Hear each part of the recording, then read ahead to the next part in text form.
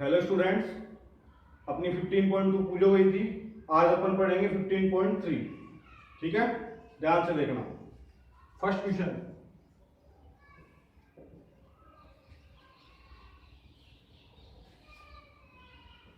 14 semi भुजा के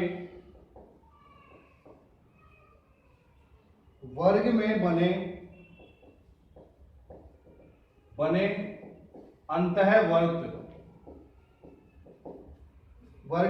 अंतःवर्त की परिधि ज्ञात करो।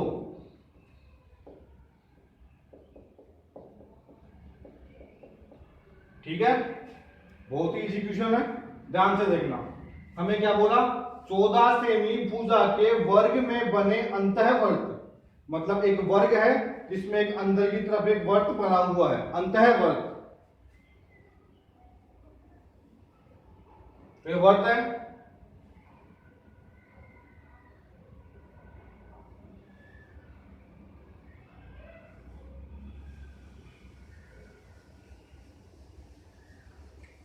माना कि ABCD एक वर्ग है, ठीक है, जिसमें एक अंतःवर्त बना हुआ है जिसकी भुजा कितनी है? 14 सेमी। तो इस वर्ग की भुजा है 14 सेमी। तो क्लियर सी बात है, वर्ग की सभी भुजाएं समान होती हैं, तो ये भी 14 सेमी होगी। तो मैं यहां पे लाइन खींचूंगा, मतलब ये व्यास खींचूंगा, तो व्यास भी कितना होगा? 14 सेमी होगा। तो सर्वप्रथम हमें दिया हुआ क्या है? वर्ग की भुजा। वर्ग की भुजा क्या दे रखी है अपने को? 14 सेमी। क्लियर?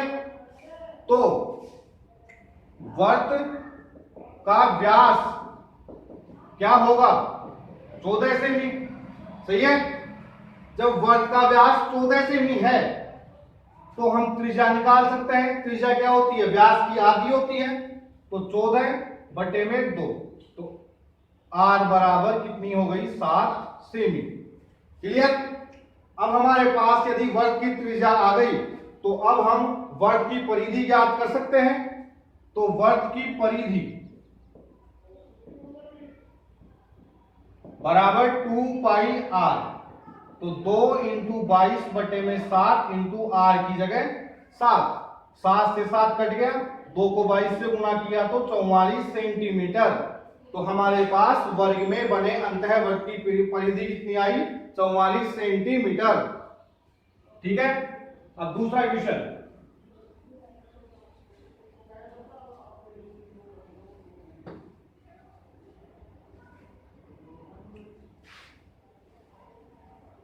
किसी वर्त की परिधि व त्रिज्या का अंतर 74 सेंटीमीटर है। उस वर्त का क्षेत्रफल ज्ञात करो। सही है। धीरे धीरे प्रश्न को समझना। किसी वर्त की परिधि व त्रिज्या का अंतर 74 सेंटीमीटर है तो उस वर्त का क्षेत्रफल ज्ञात करो। कुछ भी नहीं करना है, जो भी हमें दिया हुआ है उसको ऐसे की ऐसे उतारना है। ध्यान से समझना। वर्त की परिधि व त्रिज्या का अंतर, तो मैं यहां लिख सकता हूं ऐसे, वर्त की परिधि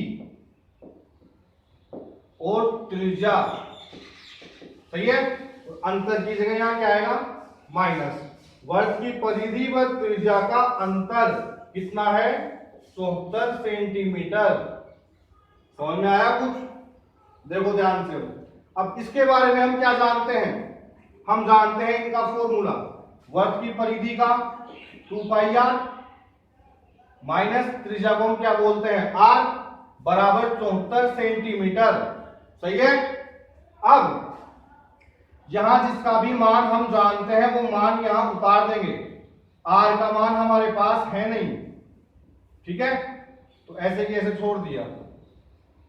तो 2 को 22 से किया 44 और ये R 44 R माइनस R बराबर 74। क्लियर? अब लघुत्तम लेंगे इसका, कितना आया? 60। 7 का भाग एक बार, 1 को 44 से किया 44 आर, माइनस 1 को 7 से किया 7, 7 को आर से किया 7 आर बराबर 74। क्लियर। 44 में से 7 दे तो 37 आर बटे में 7 बराबर 74। सही है। आर को छोड़ दिया इधर 74, ये भाग में इधर गया तो गुणा में, ये गुणा में इधर आया तो भाग में। सही है। 37 का भाग कितनी बार गया? 2 बार। 2 को 7 से गुणा किया तो 14 सेंटीमीटर। ये हमारे पास किसका मान आ गया? त्रिज्या। अब हमें क्या निकालना है? वर्ग का क्षेत्रफल। तो हमने लिखा है यहां पर वर्ग का क्षेत्रफल का फॉर्मूला क्या होता है? पाई आर स्क्वायर। क्लियर। पाई का मान 22 बटे में 7, आर की जगह 14 इंटू 14, 7 का भाग 14 में 2 बार, 14 को 2 से गुणा किया तो 28, 28 को 2 से गुणा किया तो 56 का 6 हासिल की 5, 28 को वापस 2 से गुणा किया तो 56, 56 हासिल की 5 कितनी हो गई? 61। तो 616 सेंटीमीटर स्क्वायर ये हमारे पास क्या आया? वर्ग का क्षेत्रफल आया। क्लियर।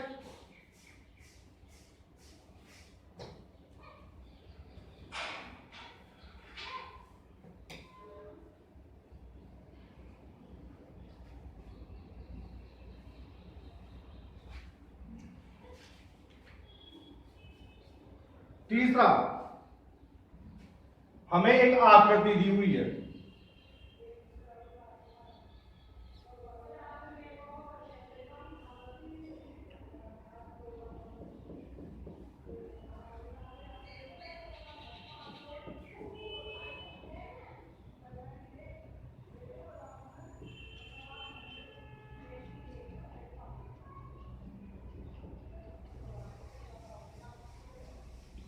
पढ़े। हमें बोला तीसरे प्रश्न में कि दी गई आकृति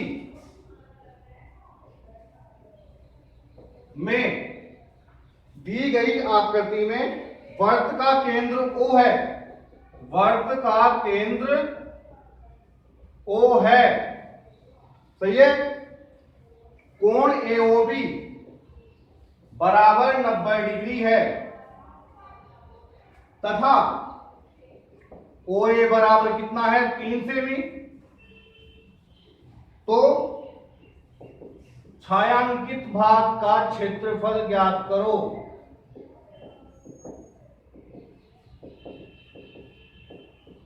ज्ञात करो। बहुत ही इजी क्वेश्चन है। सबसे पहले हमें दिया हुआ क्या है? हमें दिया हुआ है कि आर, ओ ए क्या है यहां पर? ओ ए क्या है? आर त्रिज्या है। तो आर बराबर हमें दिया हुआ है 3 सेमी। सही है। थीटा का मान क्या दिया हुआ है? 90 डिग्री। क्लियर। अब हमें बोला कि छायांकित भाग का क्षेत्रफल ज्ञात करो। सही है। अब यहां पर हमने छायांकित भाग वाला प्रश्न 15.2 का लास्ट वाला प्रश्न पढ़ा था 9th क्वेश्चन, उसमें भी छायांकित भाग निकालना था। तो उसके अंदर तो हमने क्या किया था? पूरे आयत में से 4 त्रिज्याखंडों को माइनस किया था। जब भी छायांकित भाग निकालना होता है तो ज्यादातर सब में नहीं बोल रहा हूं, ज्यादातर प्रश्नों में हम बड़ी चीज में छोटी चीजों को माइनस करते हैं। क्लियर। परंतु यहां पर हमें किसी चीज को माइनस करने की आवश्यकता नहीं है। ये क्वेश्चन 2 प्रकार से हो सकता है। पहला तरीका तो ये है कि ये पूरा क्या है? त्रिज्याखंड है। मैं इस त्रिज्याखंड में से यदि इस त्रिभुज का क्षेत्रफल माइनस कर दूं, इस पूरे त्रिज्याखंड में से इस त्रिभुज का क्षेत्रफल माइनस कर दूं तो ये छायांकित भाग बच जाएगा। एक तरीका तो ये हो गया। और दूसरा तरीका ये है कि जो हमारे पास ये वाला जो छायांकित भाग आ रहा है इसका विशेष नाम हमें पता है। जो लाइन हमें ए बी दे रखी है इसको हम क्या बोलते हैं? जीवा।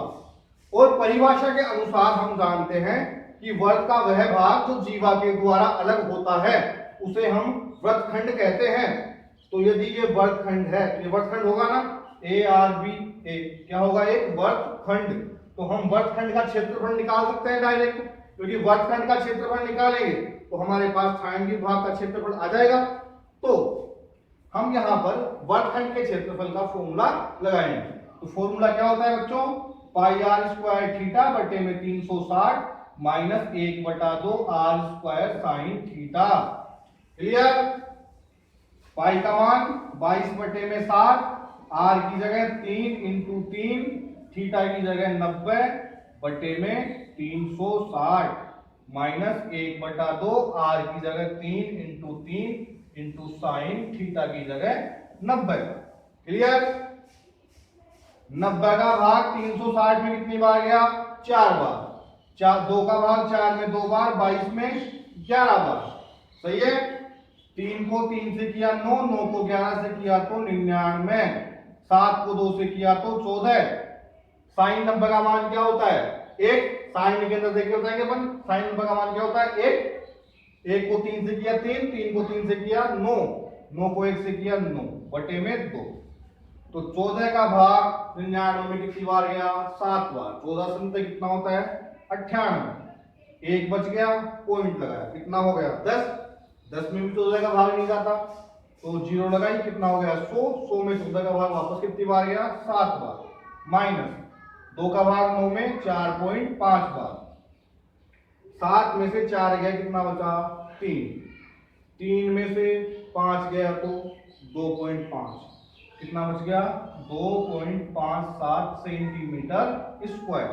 वर्गखंड का क्षेत्रफल कितना आया बच्चों, 2.57 सेंटीमीटर स्क्वायर। ठीक है।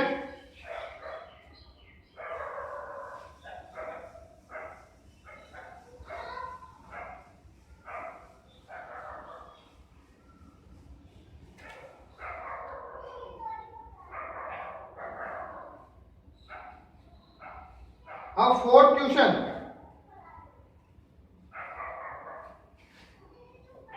यदि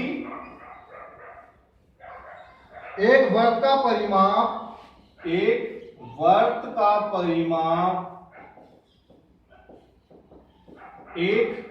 वर्ग के परिमाप के बराबर है,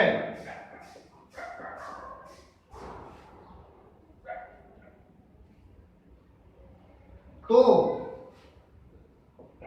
उनके क्षेत्रफलों का अनुपात ज्ञात करो। क्लियर। देखो ध्यान से, वही सबसे पहले हमें दिया हुआ क्या है,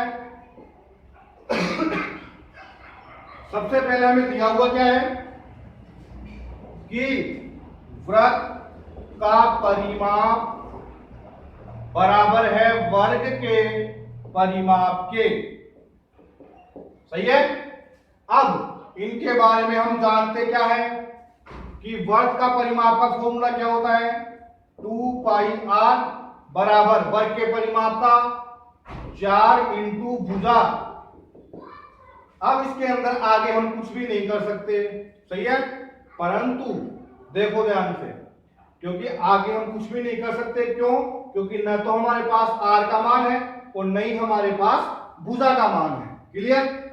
परंतु हम यहाँ पे किसी भी एक चीज को इधर उधर भेजकर अपन आर, हमें आगे क्या चीज काम में आएगी, अपने क्षेत्रफल निकालने के लिए हम वर्ग का क्षेत्रफल निकाले या वर्ग का क्षेत्रफल निकाले, कुछ भी निकाले, दोनों के अंदर हमारे भुजा और त्रिज्या जरूर काम में आएगी। तो हम या तो त्रिज्या के बराबर या फिर भुजा के बराबर इस समीकरण को बनाएंगे। तो मैं भुजा को छोड़ दिया यहाँ पर अकेला, 2 पाई आर उतार दिया, ये 4 गुना में इधर गया तो भाग में 2 का भाग 4 में 2 बार, तो पाई आर बटे में 2, ये किसके बराबर आया, भुजा के। क्लियर। अब लास्ट में हमें क्या बोल दिया कि उनके क्षेत्रफलों का अनुपात ज्ञात करो। तो अनुपात का मतलब क्या होता है, किसी भी अनुपात को हमें दे रखा है a अनुपात b, तो हम अनुपात को अपोन में लिख सकते हैं क्या, बट्टे में, a बट्टे में b। क्लियर। तो क्या मैं अब ऊपर कौन सा आएगा, नीचे कौन सा आएगा, तो पहले क्या दे रखा है वर्ग, बाद में क्या दे रखा है वर्ग। तो मैं क्या ऐसे बता सकता हूं कि वर्त का क्षेत्रफल बटे में वर्ग का क्षेत्रफल। सही है, हमें अनुपात निकालना है, तो वर्ग का क्षेत्रफल अनुपात वर्ग का क्षेत्रफल निकालना है। तो इनके बारे में हम जानते क्या है, वर्ग का क्षेत्रफल पाई आर स्क्वायर, वर्ग का क्षेत्रफल भुजा स्क्वायर। क्लियर।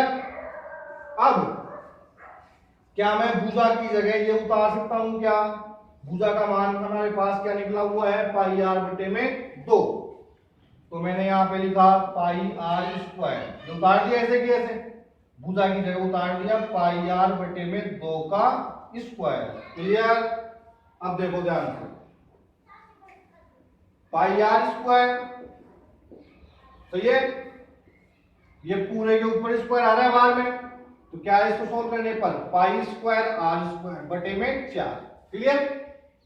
हम जानते हैं ये ऊपर जाएगा तो उल्टा हो जाएगा, तो पाई आर स्क्वायर इंटू 4 बटे में pi square r square. Clear है बच्चों।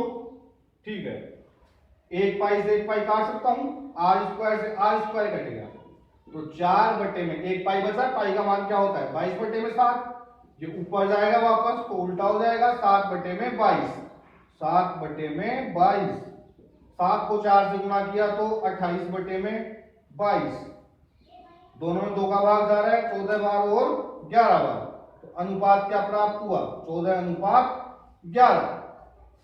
तो वर्ग का क्षेत्रफल और वर्ग के क्षेत्रफल का अनुपात हमें क्या प्राप्त हुआ 14 अनुपात 11। क्लियर। ठीक है, अगला क्वेश्चन पढ़ते हैं। ठीक है,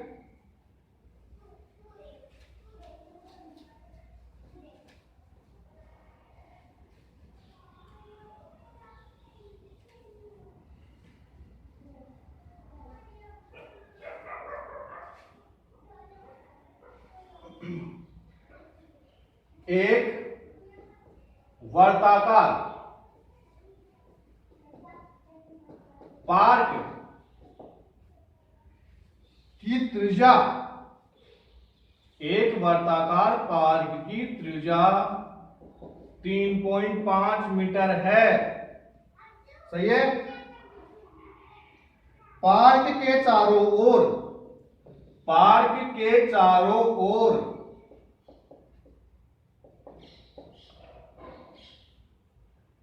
1.4 मीटर चौड़ा फुटपाथ बना हुआ है।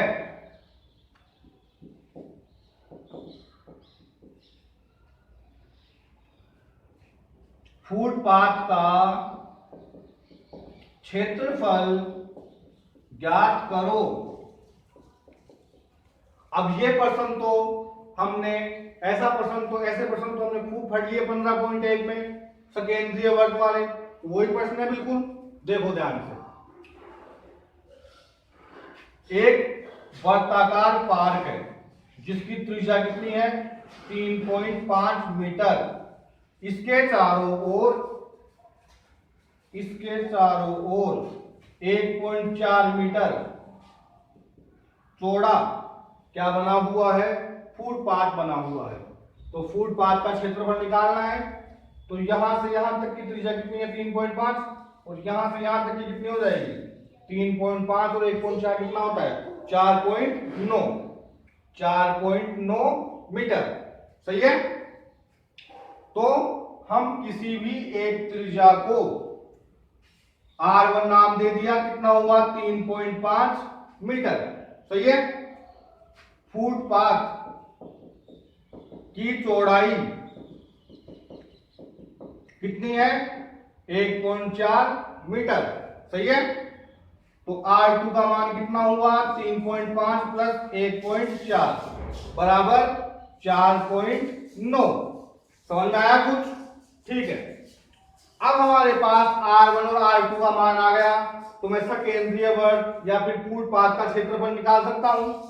तो मैं यहां क्या लिखूंगा फुटपाथ का क्षेत्रफल बराबर पाई, फॉर्मूला क्या लिखूं पाई R2 का स्क्वायर माइनस R1 का स्क्वायर। सही है, क्योंकि जो बड़ा है वो पहले आएगा, तो R2 पहले आएगा, तो पाई की जगह 22/7, R2 का मान क्या है 4.9 का स्क्वायर, R1 का मान क्या है 3.5 का स्क्वायर। सही है। 22/7 3.5 का स्क्वायर तो कितना हुआ 12.25, और 4.9 का क्या होगा है 4.9 का स्क्वायर क्या होगा 5840, 58 × 40 23 प्लस 64, 58 का स्क्वायर 49 का स्क्वायर बस 81। ये क्या कितना हो गया 2461 सही है क्या, नहीं 2401, तो 24.01, लेकिन इसका स्क्वायर हुआ 4.9 का, 4.9 को 4.9 से गुणा किया तो 24.01, 22/7 24 में से 12 गया तो कितना बचा 12.01। ठीक है, 12.01 में से 11.76, क्लियर। 7 का बार कितनी बार गया 1 बार, सही है, 0.4 बच गए, 6 बार 8 बार। 22 × 176 का 6 × 17, 22 × 164 161 171 का 1 × 17, 22 × 22 और 17 कितने होते हैं 39, दो संख्या छोड़ के पॉइंट। तो फुटपाथ का क्षेत्रफल क्या आया 39.16 मीटर स्क्वायर। क्लियर।